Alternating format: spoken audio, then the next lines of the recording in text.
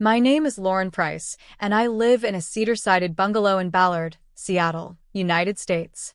I bought the house 5 years ago for $780,000, a figure that made my stomach drop back then, but now feels like a solid choice. Every plank, every creak of the old floors reminds me that I built something with my own two hands. I turned the detached garage into a studio for my marketing work, another $45,000 investment. It's where I create digital campaigns for small businesses, where coffee meets ambition every morning. To outsiders, I appear to be a calm, successful 30-something woman. Inside, I've always carried a quiet storm called family loyalty. My parents, Linda and Robert, have always measured worth by dependence. The more you needed them, the more love you got. My older sister, Emily, played that system perfectly. From high school through her 30s, she floated between new jobs, new cities, and new crises. My role was the fixer, the one who filled her gas tank, paid her overdraft, or lent her just enough to keep her afloat. Our parents called it helping the family. I called it enabling failure. Then, in March, Grandma Ruth passed away. She was the one who used to slip me $20 bills and whisper, "Keep this for yourself, not for them." When her attorney read the will, my parents expected something for the family. Instead, Grandma left me everything, $650,000 in cash and $180,000 in index funds, along with a handwritten note that said, "You learned to stand on your own. Use this for the life you want." When I first read that line, I felt both gratitude and guilt. I knew what it meant. It meant she saw what the others didn't. But I also knew what would follow. My family doesn't understand individual inheritance. They understand what's yours is ours. So before anyone could even send a congratulations text, I went into defensive mode. I hired Marcus Hale, an estate attorney from downtown Seattle. Together, we built a fortress. He helped me form an irrevocable trust, the kind that even I couldn't tamper with once it was in place. I transferred every inherited asset into it, plus my brokerage account and emergency fund. The trust became the legal owner of my house, my consulting income, and even my car title through a shell LLC. It looked complicated on paper, but the logic was clean. I controlled nothing directly, yet benefited from everything legally. Any attempt to access those funds would require the trustee's signature, and that trustee was Marcus, steady, unshakable Marcus. For extra protection, I placed fraud alerts on every credit bureau and turned on instant bank notifications for every transaction. Finally, I left exactly $1 in my visible checking account. That $1 was bait. It may sound paranoid, but I grew up watching how fast family help became family theft. When Emily wanted to borrow my credit card for a work emergency, I ended up with a $3,000 jewelry charge. When Dad needed to use my name for a car refinance, I spent months repairing my credit. I had years of proof, receipts, emails, screenshots. I just never thought I'd need them all at once. After Grandma's will was read, the family group chat turned sweet overnight. Heart emojis, "You deserve it, sis. So proud of you." 2 days later, my mother texted, "Quick family dinner. Important matters." Those 2 words, important matters, hit me like a warning siren. When I pulled into their Bellevue driveway that Friday, I noticed everything was too perfect. My mother had set the dining table with the good china.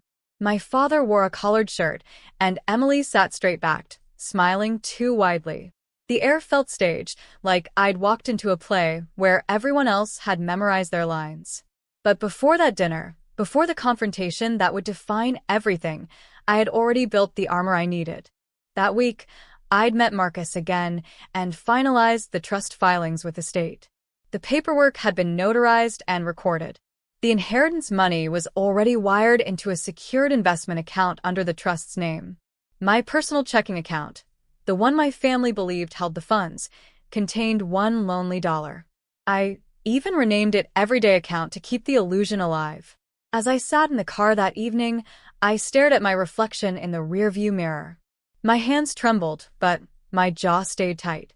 This was not the first time I'd faced manipulation, but it was the first time I was ready for it. Memories hit me in flashes. Emily was crying over a broken lease in Chicago, asking for $2,300 to cover rent money I never saw again.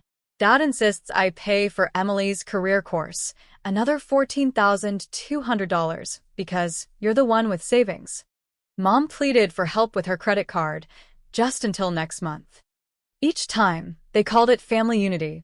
I called it erosion. By the time Grandma's lawyer called, I already knew what I had to protect.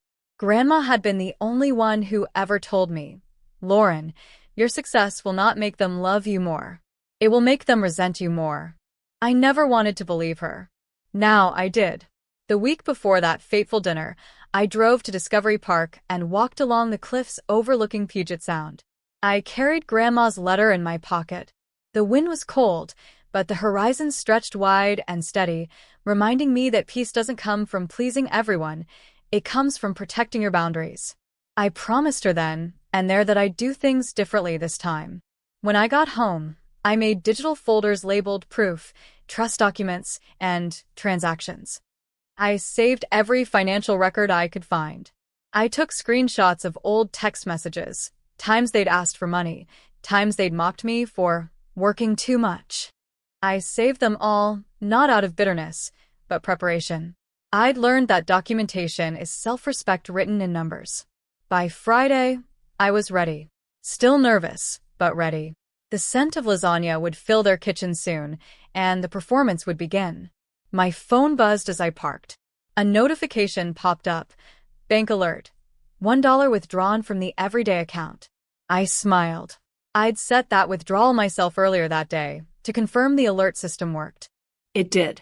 If anyone tried to move more, I'd know instantly. That small digital ping became my comfort. It reminded me that control was finally mine. Before stepping out of the car, I looked at my grandmother's silver bracelet on my wrist. It was engraved with 3 words, "Stand your ground." I took a deep breath, opened the car door, and walked toward the house where every childhood memory lived and where a new kind of battle was waiting. Inside that house, they would try to take what wasn't theirs. But this time, they'd discover that I had already left them exactly what they deserved: one visible dollar and a fortress they couldn't touch. And that is how the story began. The night my family learned that I had finally learned to protect myself. The dinner was held at my parents' split-level home in Bellevue, a place that used to feel warm and familiar, but now felt staged, like a carefully arranged set. The smell of lasagna drifted from the kitchen, too rich for my suddenly tight stomach. My father, Robert, poured red wine into glasses, his movements calm, practiced. My mother, Linda, adjusted the silverware with her usual precision, but her eyes darted toward a manila folder resting on the sideboard near my seat. My sister, Emily, sat at the table in a cream sweater and diamond earrings, smiling the kind of smile that hides calculation. I took my seat across from them, my phone face up beside my plate. I wasn't there to eat. I was there to see the performance play out. "So," my father began, taking a sip of wine, "we've been talking about the inheritance. It's time to do the right thing for the family." The way he said it, "for the family," sent a cold ripple through me. I'd heard it before. It was always meant for Emily. Before he could continue, I said evenly, "Before we talk, I should mention I've already received legal advice and taken care of everything." His lips curled into a polite smile. "Of course you did," he said, as though humoring a child. "We expected that. Which is why we prepared something too." My mother reached for the folder and slid it toward me. "You just need to sign this, sweetheart. It's just paperwork to make things easier for everyone. You know how messy estates can get." I flipped the folder open. My breath caught. The document was title consent to access trust account and transfer authority to family representative. My supposed signature was already there, only it wasn't mine. The handwriting was close, but too neat. I looked up, meeting Emily's eyes. She didn't flinch. Instead, she smiled faintly and said, "You were always better at paperwork, Lauren. Grandma would have wanted us to handle things together. You don't need all that stress." I leaned back in my chair. Who forged this? My father set down his glass. "Don't make this dramatic. We just need your cooperation. Emily's better with numbers, and your mother knows how to manage long-term investments. You can focus on your work and let us handle the finances. The silence after that was thick enough to touch. Then my phone buzzed on the table. A notification lit the screen. Attempted wire transfer. $15,000 from Lauren Price checking. Online request pending. My eyes stayed on the screen for a moment before I turned it toward them. This, I said calmly, is why I set up fraud alerts. My father blinked. What's that supposed to mean? It means someone just tried to take money from my account. The same account linked to this document you magically printed. I closed the folder, my voice steady. That account has $1 in it. The rest is secured under an irrevocable trust that doesn't answer to me, and definitely not to you. Emily's face turned red. You always think you're smarter than everyone else, she snapped. Grandma didn't mean for you to keep everything. She wanted it to benefit the family. I reached into my bag and pulled out my own folder, thicker than theirs. I laid out color-printed pages across the table. Let's talk about the benefit, I said. Here's a list of every dollar I've transferred to you and Mom and Dad over the past 8 years. $2,300 for your rent in Chicago, $1,950 for your career retreat in New York, $3,800 for your phone and Miami weekend. That's just the beginning. I flipped another page. And here's Mom and Dad's recent luxury spending. $7,200 for the Napa trip, for $1,600 on a Louis Vuitton bag, both paid from my card when I loaned it to you for emergencies. My mother reached for the fake consent document as if she could hide it. Lauren, don't do this. Your sister was struggling. We were just helping her find her footing. Families share. I held her gaze. Families ask. Thieves take. For a moment, no one moved. My father's jaw tightened. Emily crossed her arms. The house felt colder. I looked down at the forged consent again. The notary stamp was crooked, and the date line used a different font. Sloppy, rushed. My attorney, Marcus, had warned me that something like this might happen. I snapped a photo and sent it to him with a quick text. We're at dinner. You were right. A new alert popped up seconds later. Wire transfer blocked. Login flagged as fraud. The tension in the room shifted. Emily's hands trembled slightly. My father tried to smooth his tone. There's no need to involve lawyers. We're family. Sign this, and let's move on before things get ugly. Ugly. I echoed, standing. My pulse hammered in my ears, but my voice stayed calm. You forged my signature. You attempted bank fraud. It's already ugly. I gathered my papers neatly and added 2 more on top. The first was the trust certificate proving that everything, house, funds, even the consulting LLC, was under legal protection. The second was a letter from Marcus stating that any attempt to access or misrepresent trust assets would result in criminal prosecution. Here's the thing, I said, meeting each of their eyes in turn. I'm done playing the responsible daughter while you drain me dry. Grandma trusted me for a reason. I don't owe you a cent. My mother's voice cracked. Lauren, please. We're family. Don't ruin everything over a misunderstanding. It's not a misunderstanding, I said. It's theft. Emily slammed her hand on the table. You've always been selfish. Grandma pitied you. That's why she left you the money. I felt something inside me settle, a mix of sadness and relief. Maybe she did pity me, I said softly. But at least she didn't pity herself into bankruptcy. The room fell silent. The clock on the wall ticked loudly, slicing through the air. I slid the forged papers back into their folder and placed it face down on the sideboard. I'm not taking this with me, I said. It's evidence. You'll understand soon enough. I reached for my coat. My father muttered something under his breath, but I didn't ask him to repeat it. As I walked to the door, my mother called out, If you walk out that door, don't bother coming back. I paused, hand on the doorknob. Then I guess this is goodbye. Outside, the night air hit me like cold water. My hands shook as I got into my car, but the relief that washed over me was clean, sharp, and real. My phone buzzed again. Marcus had replied, Good job. Save everything. Don't engage further. As I pulled out of the driveway, I glanced once in the rearview mirror. Through the window, I saw my parents arguing, Emily gesturing wildly. For once, I wasn't part of their chaos. I drove home through the quiet Seattle streets, past the lights reflecting on Lake Union, feeling something I hadn't felt in years: freedom. The ambush had failed. The fortress held. That night, as I locked my door and placed the folders in my safe, I realized something deeper than victory. I wasn't just protecting my money. I was protecting my peace. 3 weeks after that dinner, I woke to the sound of knocking on my door. When I opened it, a courier handed me a thick envelope stamped with legal markings. Inside was a lawsuit filed in King County Superior Court.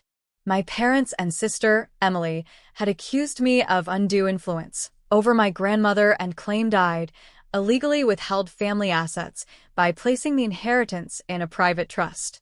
I sat on the floor of my kitchen, reading the pages again and again, as if repetition might change the words. My stomach felt hollow. I had expected manipulation, maybe guilt trips, but not a lawsuit. For a long time, I just sat there, the sound of my own heartbeat echoing in the stillness.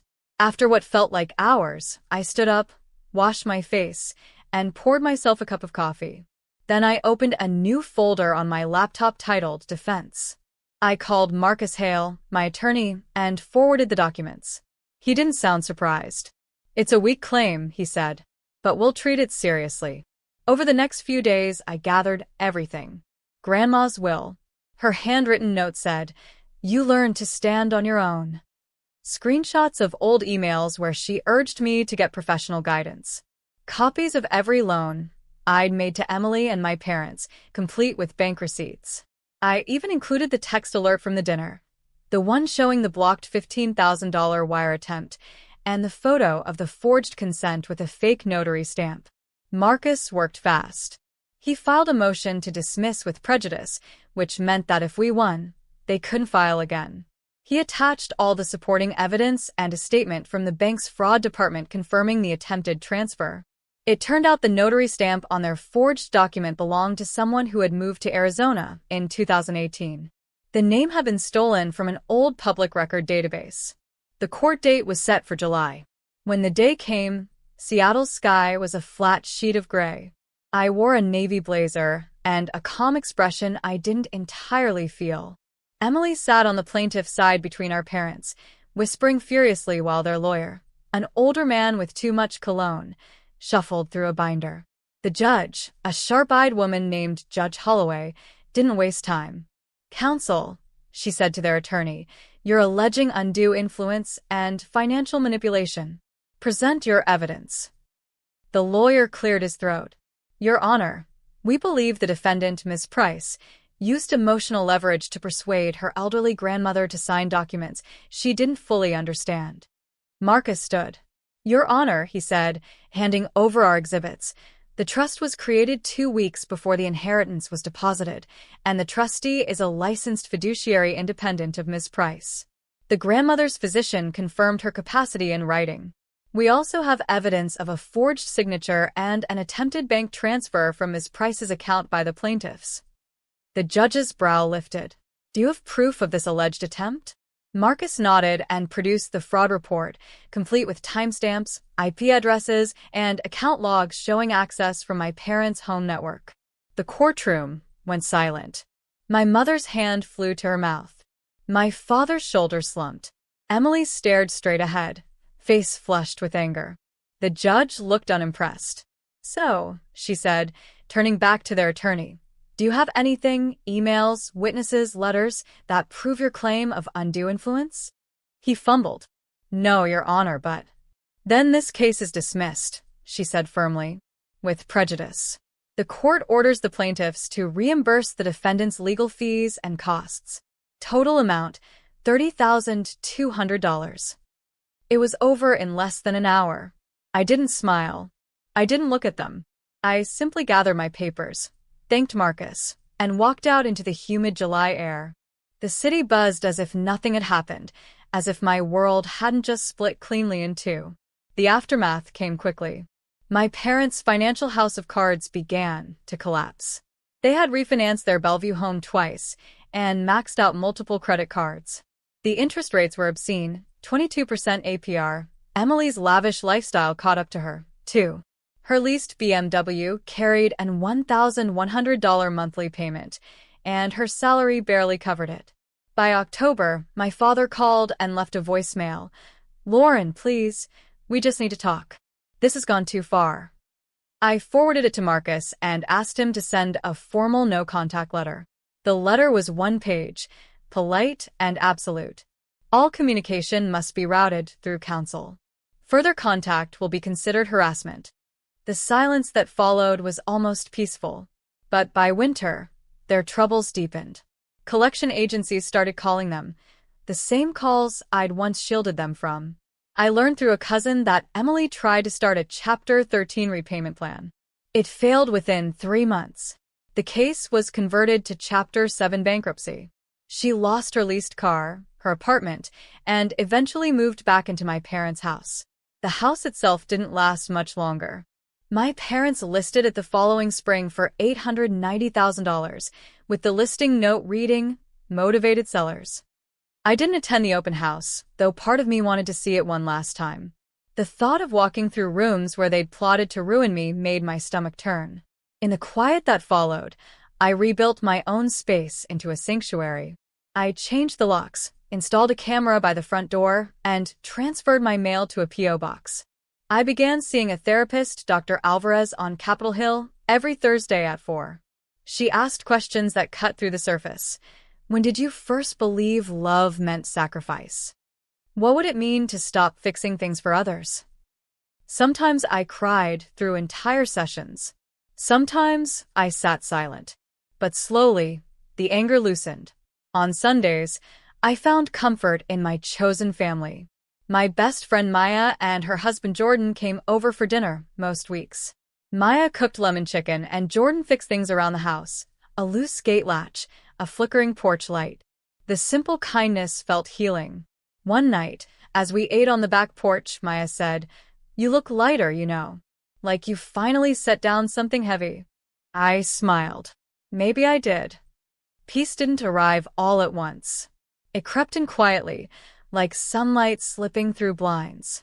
Some mornings, I still woke up expecting chaos, an angry text, a guilt-laden voicemail. But there were none. Just birds, coffee, and the faint hum of the city. For the first time, I wasn't waiting for the next blow. I was learning to live without apology. And while they struggled with the ruins of their own choices, I realized something profound. Survival isn't always loud or dramatic. Sometimes it's as simple as walking away, staying silent, and letting the truth dismantle what manipulation once built. That was the true victory of the paper war. When the storm finally passed, I looked around my life and realized how much had changed and how much I had quietly rebuilt. My cedar bungalow in Ballard stood firm, the blue door freshly painted, the garden blooming again with lavender and hydrangeas. It wasn't just a house anymore. It was a symbol of survival, a place no one could take from me. My studio, once a workspace cluttered with campaign drafts and client notes, had become a refuge where peace and productivity met. My clients from Portland and New York sent regular work, always paying on time. My accounts were balanced, my trust untouchable, my nights finally filled with sleep instead of anxiety. After the court dismissed the lawsuit, I stopped checking my phone for calls from them. Silence replaced chaos, and it didn't feel lonely. It felt safe. But something deeper stirred inside me. Grandma Ruth had not left me that inheritance simply to survive. She'd meant for me to build something. Her note, "Use this for the life you want," echoed through my thoughts for weeks. One morning, while sipping coffee by the studio window, I made a decision. I would use part of the trust to create something lasting, something that honored her faith in me. That afternoon, I transferred $50,000 from the trust's annual distribution and filed paperwork to create a nonprofit organization called Ruth's Ledger. The mission was simple yet powerful: to teach financial literacy to women who had been the helpers, the givers, the silent supporters, the kind of women who bailed out others until their own savings vanished. I wanted to teach them what no one had taught me early enough: that money isn't selfish, boundaries aren't cruelty, and independence is not isolation. Within 3 months, Ruth's Ledger held its first workshop at the Seattle Public Library.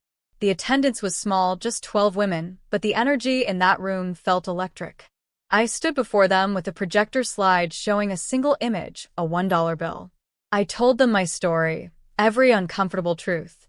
I described how that $1 in my visible account had saved me, how it exposed fraud, stopped manipulation, and forced me to protect myself. I explained how a simple fraud alert and a trust structure had preserved not only my assets but my sanity. When I finished, a woman in the front row raised her hand. Her voice trembled when she said, "I always thought saying no meant I was cruel. Maybe it just means I'm careful." Her words stayed with me. I smiled and replied, "Careful can look like love when you stand far enough back." From that day, the organization grew. A local bank in Seattle offered to match our grant fund for the first year, doubling our reach.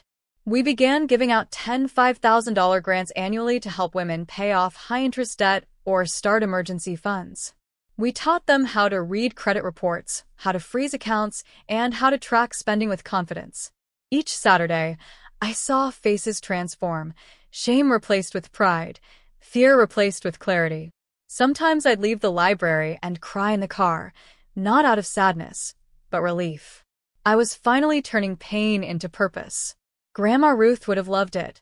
My parents and Emily still lived in Washington, though our lives had diverged completely.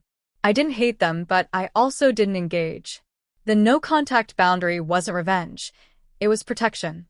Now and then, I'd hear updates through distant relatives. Emily tried to start a small marketing agency of her own, but bankruptcy and reputation followed her. My parents had downsized to a rental home near Renton, struggling with debts they once pretended didn't exist. One afternoon, months later, I saw my mother by chance at a grocery store in Kirkland. She was in the produce aisle, picking up lemons. For a moment, my chest tightened. The instinct to speak, to reconnect, flickered. But then I remembered therapy, the late-night talks with Dr. Alvarez, the journals filled with reminders that peace sometimes requires distance. I looked down at my own list, lemons, rosemary, chicken, and kept walking. I didn't hate her. I just didn't owe her my peace anymore. Therapy had become a quiet constant in my life. Dr. Alvarez helped me unpack the guilt that clung to independence, the feeling that I had betrayed my family by choosing myself. "Boundaries," she said once, "are love directed inward." Those words changed everything. With time, the panic faded. I stopped waiting for another confrontation, another trap, another phone call demanding what wasn't theirs. I learned that security isn't about the size of your account. It's about knowing it's truly yours. By spring, Ruth's Ledger received its first media feature in a local Seattle business journal. The article titled "From Betrayal to Balance: How One Woman Turned Family Greed into Financial Education" caught attention. Donations increased. Volunteers joined. We expanded to Portland and San Francisco, hosting pop-up workshops in community centers. I found myself speaking on panels, not as a victim of family betrayal, but as a voice for self-protection and smart money choices. Through it all, I kept Grandma's handwritten note framed on my desk. Every morning, I'd read her words before diving into work. "Use this for the life you want." I had finally learned that the life I want meant quiet mornings, honest work, loyal friends, and a locked door I controlled. One evening, after a full workshop, I sat in my studio as the rain tapped gently against the window. The cedar walls glowed in the soft light. I brewed tea, opened my ledger, and tallied the day's progress. 15 women attended, 7 applied for grants, and 3 paid off small debts completely. It felt small compared to the empire of chaos I once escaped, but small, steady peace beats grand dysfunction every time. My phone buzzed, a text from Maya. "Dinner tomorrow? Jordan's making lemon chicken again." I smiled. That dish had become our tradition, a symbol of the family I chose. Before bed, I walked through the house, turning off lights one by one. The air smelled faintly of coffee and cedar. On the wall near the door, I had hung a framed photo of Grandma Ruth, laughing, free, unbothered. I whispered, "I did it, Grandma. You'd be proud." Then I locked the door and stood still for a moment, listening to the quiet hum of safety. I realized that wealth wasn't in the numbers or the trust documents. It was in the calm of that moment, in knowing everything inside those walls was truly mine. Here's what I tell every woman at every workshop now. Money is not love. Money is a tool. It can build safety or feed control depending on who holds it. Boundaries aren't barriers. They're doors only you can open.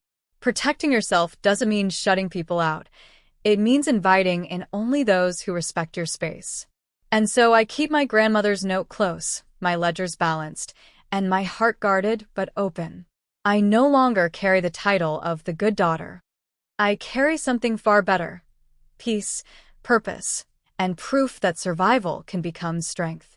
On quiet mornings, I open the window, breathe in the Seattle air, and listen as the city wakes. I am not the helper who once bailed others out while drowning myself. I am a woman who drew her own lines, stood behind them, and built a calm she can finally call home.